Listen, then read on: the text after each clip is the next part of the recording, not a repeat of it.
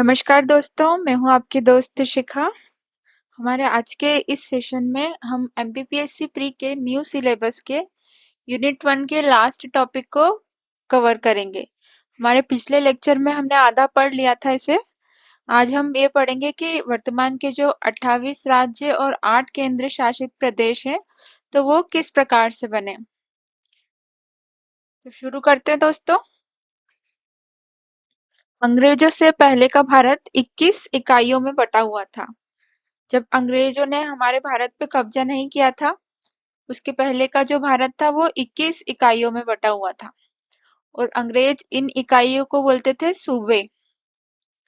किंतु भारत को अपना उपनिवेश बनाने के बाद अंग्रेजों ने प्रशासनिक सुविधा का ख्याल करते हुए मनमाने तरीके से भारत को नए सिरे से बड़े-बड़े प्रांतों में बांटा।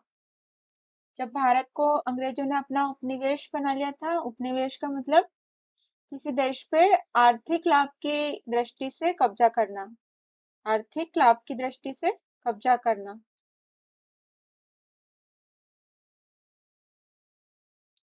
मनमाने तरीके से भारत को नए सिरे से बड़े-बड़े प्रांतों में बांटा। अंग्रेजों से पहले हमारे भारत में क्या था? सूबे थे, पर अंग्रेजों ने इसे कैसे बांट दिया? प्रांतों में बांट दिया। और प्रांत किस आधार पर बनाए? बहुभाषीय और बहुजातीय, जिसमें बहुत सारे भाषा बोलने वाले लोग थे और बहुत सारे जाति के लोग थे। 1920 में जैसे ही गांधी के हाथ में कांग्रेस का नेतृत्व आया, 1915 में गांधी जी भारत आ गए थे वापस। इसके बाद जैसे ही 1920 तक उनके हाथ में कांग्रेस का नेतृत्व आया, तो गांधी जी ने अंग्रेजों द्वारा रचे औपनिवेशिक प्रांत की जगह खुद को प्रदेश नामक प्रशासनिक इकाई के इर्द गिर्द संगठित कर लिया। गांधी जी ने क्या किया? जो अंग्रेजों ने प्रांत बनाया था उसको चेंज करके प्रदेश कर दिया। सबसे पहले क्या था? जब अंग्रेजों का कब्जा नहीं था सूबे, अंग्रेजों ने औपनिवेशिक प्रांत बनाया और फिर लास्ट में हम प्रदेश पर आ गए, जो अभी तक चल रहा है। 1928 में मोतीलाल नेहरू की अध्यक्षता में एक समिति गठित की गई। समिति ने भाषा, जन इच्छा, जनसंख्या और भौगोलिक वित्तीय स्थिति को राज्य के गठन का आधार बनाया। 1928 में जब नेहरू रिपोर्ट आई थी, तो इसके लिए एक समिति गठित की गई थी, जिसने राज्य के गठन का आधार क्या बताया? भाषा, जन इच्छा, जनसंख्या और भौगोलिक वित्तीय स्थिति को। 1947 में भारत को आजादी मिलते ही भारत के सामने 552 रियासतों के एकीकरण व पुनर्गठन का सवाल था। पिछले लेक्चर में हमने पढ़ा था कि हमारे पास 600 में से 552 रियासतें सरदार पटेल जी के प्रयासों से आ गई थी। अब हमको इनके एक करके इनका पुनर्गठन करना था कि किस प्रकार से प्रशासन होगा, रियासतों को किस प्रकार से एक किया जाए। सन 1956 में राज्य पुनर्गठन अधिनियम पास हुआ था। ये भी हमने पढ़ लिया था कि कैसे फजल अली आयोग ने 16 राज्य और 3 केंद्र शासित प्रणाली की अनुशंसा की थी, पर राज्य पुनर्गठन अधिनियम संसद में जो पास हुआ था उसमें 14 राज्य और 6 केंद्र शासित प्रदेश बनाए गए थे। और हम वर्तमान में हमारे कितने राज्य हैं? 28 राज्य और 8 केंद्र शासित प्रदेश। तब हम ये समझेंगे कि ये 14 से 28 कैसे हुए और 6 से 8 कैसे हुए। जो राज्य पुनर्गठन अधिनियम ने 14 राज्य और 6 केंद्र शासित प्रदेश पास किए थे, उनकी सूची ये है। दोस्तों, आप इस प्रकार से ट्रिक के थ्रू याद कर सकते हैं, जिसे मैंने ट्रिक से लिखा है, ये ABJKMOPRU। इसके बाद इनसे कितने कितने आ रहे हैं और इधर ADHMTL। ए से आंध्र प्रदेश, असम, बी से बिहार, बम्बई, जम्मू कश्मीर, केरल। एम से 3 राज्य है, मध्य प्रदेश, मद्रास, मैसूर। ओ से उड़ीसा, पी से 2 पंजाब, पश्चिम बंगाल, आर से राजस्थान, यू से उत्तर प्रदेश। और इधर हम देखें तो ए से अंडमान निकोबार, डी से दिल्ली, हिमाचल प्रदेश, मणिपुर, त्रिपुरा, लक्षद्वीप। ये अल्फाबेटिकली लिखे हुए हैं, अल्फाबेटिकली। 1 नवंबर 1956 को 14 राज्य और 6 केंद्र शासित बनाए गए राज्य पुनर्गठन अधिनियम के द्वारा। 1956 में राज्यों के पुनर्गठन के बावजूद भारत के मानचित्र में व्यापक विविधता देखी जा रही थी। जो हमारा मानचित्र था भारत का, इसमें जो राज्य बने थे ये व्यवस्थित नहीं बने थे, बहुत सारी विविधताएं देखी जा रही थी। इसके चलते कुछ परिवर्तन करने की आवश्यकता थी कि ये जो है राज्य एक व्यवस्थित क्रम में आ जाए। 14 राज्य वो थे। फिर हमारा 15वां राज्य जो बनता है 1960 में द्विभाषीय राज्य बंबई को 2 पृथक राज्यों में विभक्त कर दिया गया। जो बंबई राज्य था, अभी हमने पढ़ा था कि बंबई, इसको क्या किया, 2 भागों में बांट दिया। 2 भागों में बांटने का कारण क्या था, यहाँ पे दो भाषा के लोग रह रहे थे। जैसे हमने शुरू में पढ़ा था कि अंग्रेजों ने जो प्रांत बनाए थे वो बहुभाषिक बहुजातीय थे, मतलब प्रांतों में बहुत भाषा के लोग भी रह रहे थे एक साथ। तो हमने इसको बांटने की कोशिश की 2 भागों में। महाराष्ट्र जिसमें मराठी भाषा के लोग आए, और गुजरात जिसमें गुजराती भाषा के लोग आए। तो इस प्रकार से गुजरात और महाराष्ट्र बने, और गुजरात हमारा कौन सा राज्य बन गया, 15वां राज्य। महाराष्ट्र को अलग से इसलिए नहीं बोला क्योंकि बंबई था पहले, तो ये उसकी जगह ले लेगा महाराष्ट्र, और ये गुजरात बन गया 15वां राज्य। फिर हम अगली बात करें 16वें राज्य की। 1963 में नागा पहाड़ियों और असम के बाहर के त्वेनसांग क्षेत्रों को मिलाकर नागालैंड राज्य बनाया। जो पूर्वोत्तर का क्षेत्र है हमारे भारत का, पूर्वोत्तर में यहाँ पर असम के बाहर के त्वेनसांग क्षेत्रों को मिलाकर नागालैंड राज्य बनाया गया। असम के बाहर, इधर मैप है, मैं मैप में से बता देती हूँ आपको। ये इधर के बाहर के क्षेत्रों को, असम के बाहर के, इनको मिला के नागालैंड बनाया।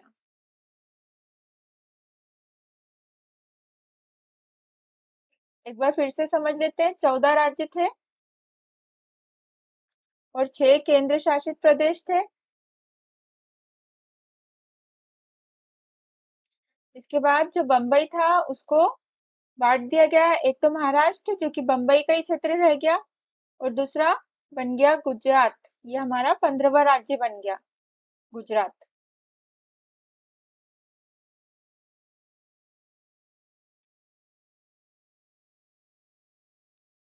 इसके बाद हम 16वें राज्य की बात करें तो 16वां राज्य कौन सा बन गया था दोस्तों, नागालैंड। ये थोड़ा बड़ा हो गया, इसको मैं ओरिजिनल पे ले आती हूँ। 16वां राज्य बन गया था हमारा नागालैंड, जो कि असम के बाहर के त्वेनसांग क्षेत्रों को मिलाकर बना था। फिर हम आगे बात करें 17वां राज्य, तो 1966 में पंजाब राज्य से भारतीय संघ के 17वें राज्य हरियाणा का गठन किया गया। जो पंजाब था 14 राज्यों में, उससे 17वां राज्य बनाया गया हरियाणा। ये 1966 में बना, ये सन भी याद रखना है दोस्तों।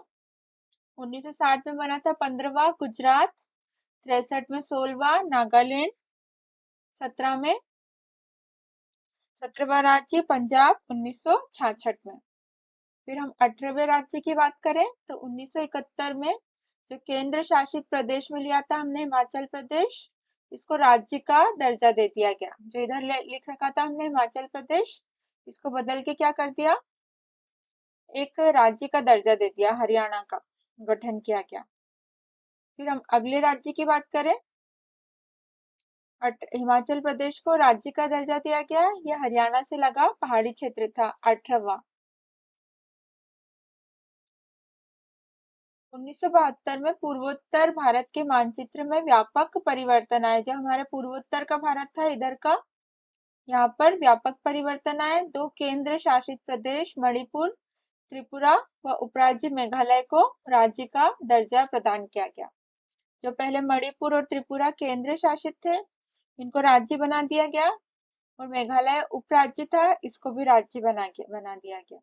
तो 72 में 3 राज्य बन गए, 19वां मणिपुर, 20वां त्रिपुरा और 21वां मेघालय।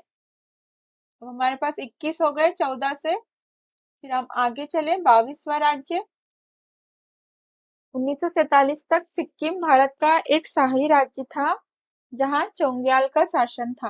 यहाँ पे कौन शासन कर रहे थे? चोंग्याल। 1947 में ब्रिटिश शासन समाप्त होने पर सिक्किम को भारत द्वारा रक्षित किया गया और 1974 में सिक्किम ने भारत के प्रति अपनी इच्छा दर्शाई। यहाँ पर कौन थे? चोंग्याल थे। और जैसे ब्रिटिशर की सत्ता समाप्त हुई तो भारत ने इस पे थोड़ा इसका मतलब रक्षा किया, इसको वो प्रदान की सुरक्षा। और 1974 में सिक्किम ने क्या कहा कि वो भारत में मिलने की इच्छा रखता है। तो संसद द्वारा 35वें संशोधन अधिनियम 1974 से सिक्किम को संबंधित राज्य का दर्जा दे दिया गया।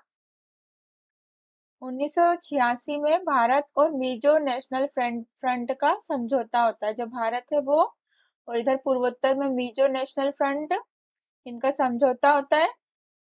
23वां राज्य बनाते हैं हम। 1987 में संघ शासित क्षेत्र मिजोरम को पूर्ण राज्य का दर्जा दिया गया, ये 23वां बना।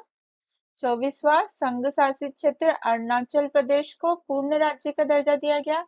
ये हम सारे इधर की बात कर रहे हैं, पूर्वोत्तर की। इनने समझौता किया भारत से और मिजोरम और अरुणाचल प्रदेश राज्य बन गए हमारे 23वें और 24वें। 25वां राज्य गोवा दमन और दीव से पृथक करके ये भी 1987 में बना। 26वां राज्य छत्तीसगढ़ मध्य प्रदेश से अलग हुआ। 27वां राज्य उत्तराखंड उत्तर प्रदेश से अलग होकर बना। 28वां राज्य झारखंड बिहार से अलग होकर बना। और 29वां राज्य 2014 में आंध्र प्रदेश से अलग होकर तेलंगाना राज्य बना। ये छत्तीसगढ़ 2000 में बना था, उत्तराखंड भी और झारखंड भी, ये तीनों 2000 में बने। 2014 में आंध्र प्रदेश से तेलंगाना बन गया। फिर हम केंद्र शासित प्रदेश की बात करें तो दादर नागर हवेली 1954 में यह पुर्तगालों से स्वतंत्र हुआ और 1961 तक स्वयं लोगों द्वारा चुना प्रशासन चलता गया। 10वें संविधान संशोधन द्वारा केंद्र शासित प्रदेश इसको बनाया गया। 6 हमने शुरू में पढ़ लिए थे, जो कि राज्य पुनर्गठन अधिनियम ने बनाए थे। 1954 में यह पुर्तगालों से, पहले पुर्तगालों का कब्जा था दमन दीव पे, इनसे स्वतंत्र हुआ 54 में। 61 तक खुद के प्रशासन से चलता रहा और 10वें संविधान संशोधन द्वारा हमने इसको अपना एक केंद्र शासित प्रदेश बना दिया। दमन और दीव 1961 में पुलिस कार्यवाही द्वारा गोवा दमन और दीव को अधिग्रहित किया गया। दोनों को, गोवा और दमन दीव को 61 में हमने पुलिस कार्यवाही के द्वारा बनाया और 12वें संविधान संशोधन 1962 द्वारा केंद्र शासित प्रदेश बनाया। 1987 में दमन दीव को पृथक करके गोवा बना था, ये हम पढ़ चुके हैं। फिर हम अगले केंद्र शासित प्रदेश की बात करें तो पुदुचेरी, ये भी फ्रांसीसी कब्जे में था। पुदुचेरी कराईकल माहे और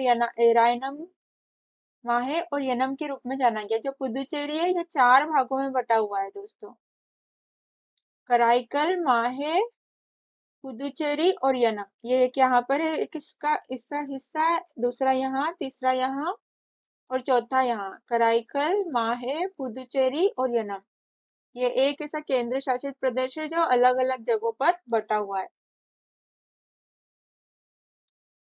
1954 में फ्रांस ने इसे भारत के सुपुर्द कर दिया। 1962 तक प्रशासन अधिग्रहित क्षेत्र की तरह चलता रहा। 14वें संविधान संशोधन द्वारा इसको भी हमने अपना केंद्र शासित प्रदेश बना लिया, पुदुचेरी को। 1956 में जो 14 केंद्र शासित प्रदेश और 6 थे, अब कितने हो गए हमारे पास? 29 राज्य और 9 केंद्र शासित प्रदेश हो गए।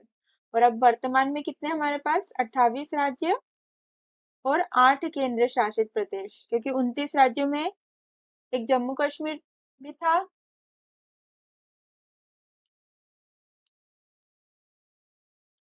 जो कि अब इधर आ गया है केंद्र शासित प्रदेश में।